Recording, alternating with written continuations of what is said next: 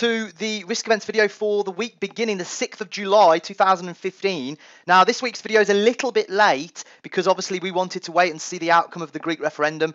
This whole situation in Greece is basically what is dominating the markets, in case you haven't already realised that. And so what we want to do is just give it, let the markets open and let's just see the reaction of the market and the analysis from the experts, just to kind of get a feel for the situation in Greece, and so we can plan our week better. Now, if we first of all start with our news feed, if you go to the news feed, you'll see there's lots of analysis and research on the Greece situation. But this article here does sum it up quite good, particularly in terms of planning our week.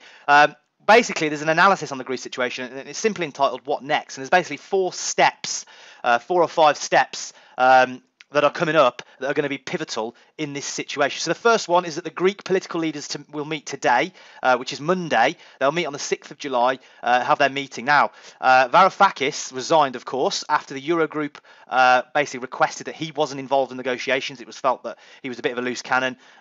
He would basically hamper negotiations. So they got rid of him, and they're hopefully going to put someone in place who's more conducive to doing a deal. So that's the first thing that's happening. So they're going to meet and discuss all that and figure out who's going to represent Greece around that negotiating table. Once they've done that, while they're doing that, number 2, the German Chancellor Merkel and French President Hollande are meeting in Paris. And at the same time, Juncker, the EU Commission President Juncker, is holding a conference with Tusk and ECB President Draghi and, of course, the Eurogroup leader Dijsselbloem. So they're all having a meeting as well. And then basically when all those 3 parties have had their discussions, an EU summit will be convened tomorrow, which is Tuesday the 7th at the close of play. They will then discuss everything, get back round that table and try and figure out what to do next. Now, while all that's going on, it is important to bear in mind that the debt obligations of Greece are still piling up. So if we look here, you can see the dates.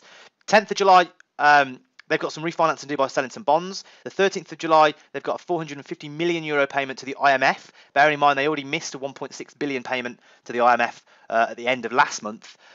Then, of course, they've got lots of coupon payments going through for the 14th, 17th, 19th and 20th of July, which are the payments due and outstanding on the bonds that they've already issued. So basically, they've got quite a lot of money to pay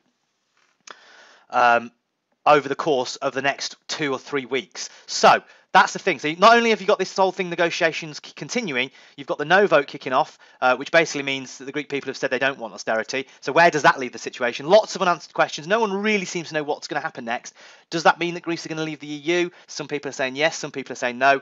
It's a bit of a mess.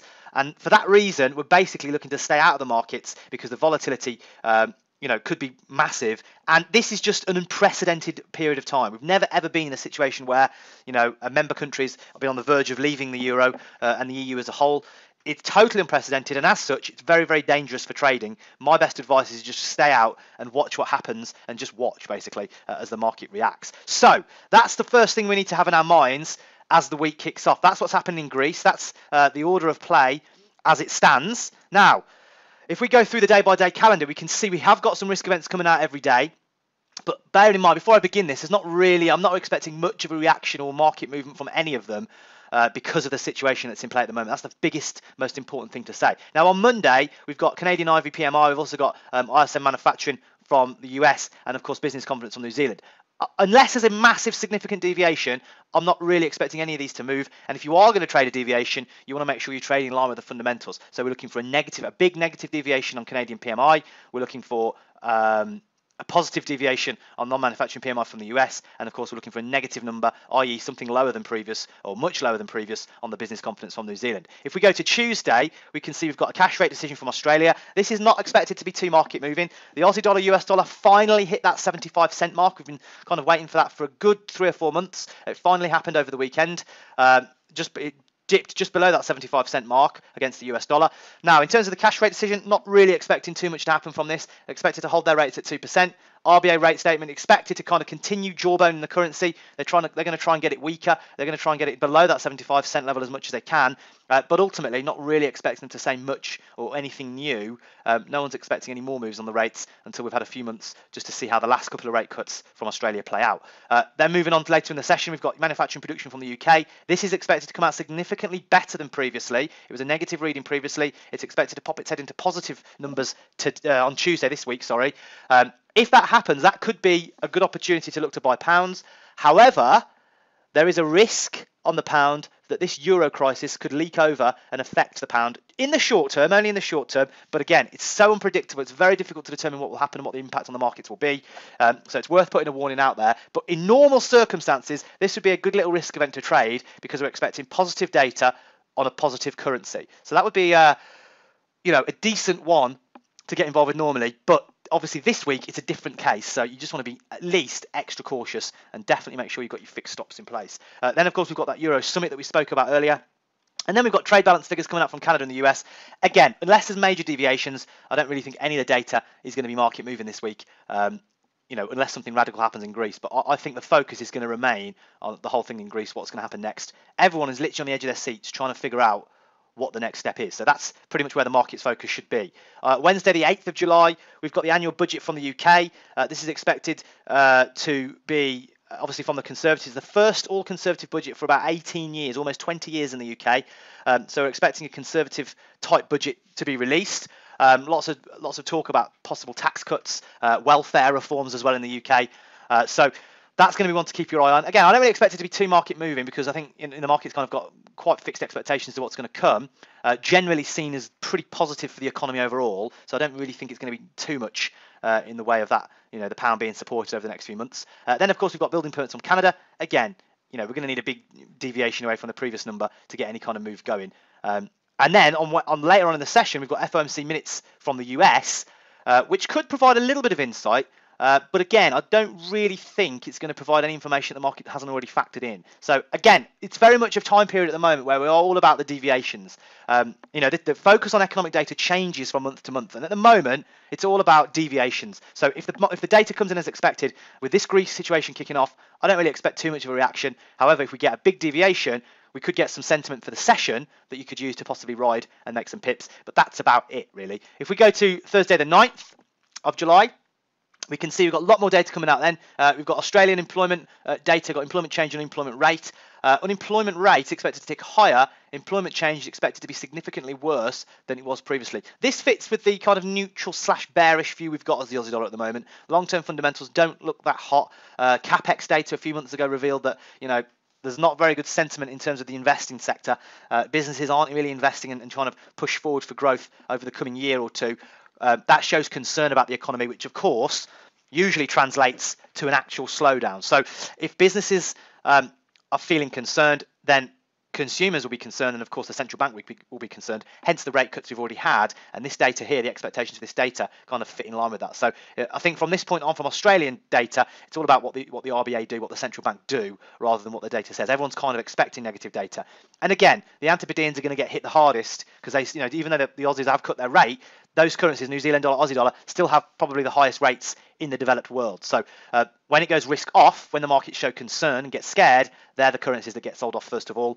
And as we've seen with this Greece situation has kind of unraveled. Then we've also got Chinese CPI expected to tick a little bit higher. Over the weekend, the Chinese bank, or the Bank of China, injected significant liquidity into the markets to halt the big sell-off on the Shanghai Composite Index, which actually dropped below 20% in the last week or two, which is technically or like officially a bear market.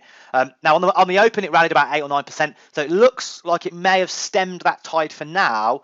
But there's a risk if the central bank looks desperate, the market actually takes advantage of that and trades against it even more aggressively. So it'll be interesting to see how that situation with China plays out. But at the moment, it's far removed from having any kind of impact on the Aussie dollar or any of the currencies for that matter because of everything else that's going on. Later in the session, we've got the bank rate from the UK. Again, not really expecting this to change. We've got the MPC rate statement, if there is one.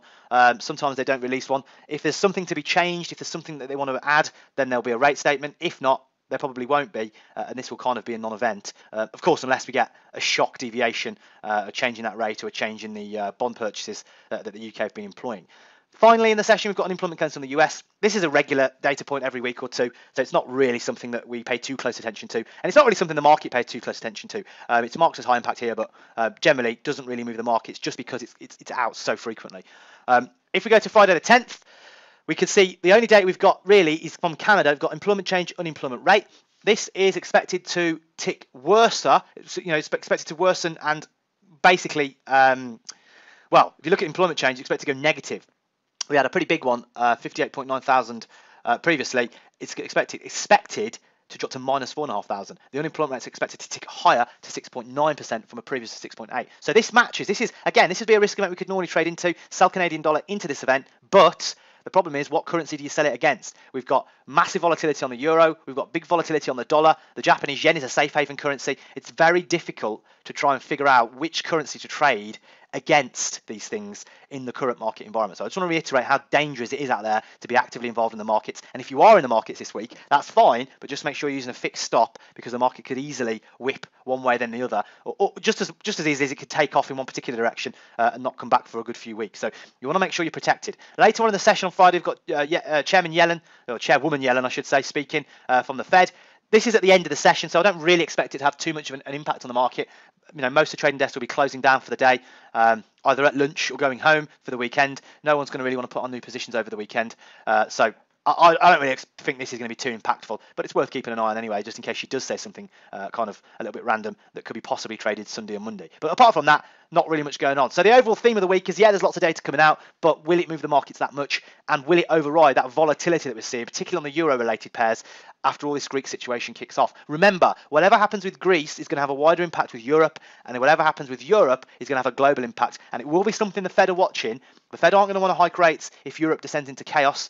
The global picture is all very interrelated, so this does have a big far-reaching effect on all the currencies one way or the other, so it's definitely worth keeping an eye on. And like I say, probably best to err on the side of caution, but if you do see a trade opportunity, that's absolutely fine. If you have conviction in your position, take the trade, but just make sure you're protected in the worst case scenario that the price, volatile, the volatility moves the price against you a significant amount in an unexpected fashion. Okay, so that's the risk events video for the week coming up. All eyes on Greece. Keep your eyes on the news feeds, and let's see exactly what happens and how this situation plays out. And hopefully, once it's done and dusted, there'll be lots of opportunities to come back into the market with more confidence. And I do believe once all this is sorted over the next week or two, or a few weeks, however long it takes, there will definitely be trading opportunities. There's several currency pairs that are really under and overpriced at the moment based on this volatility. And I can't wait to get back in on once all the dust has settled.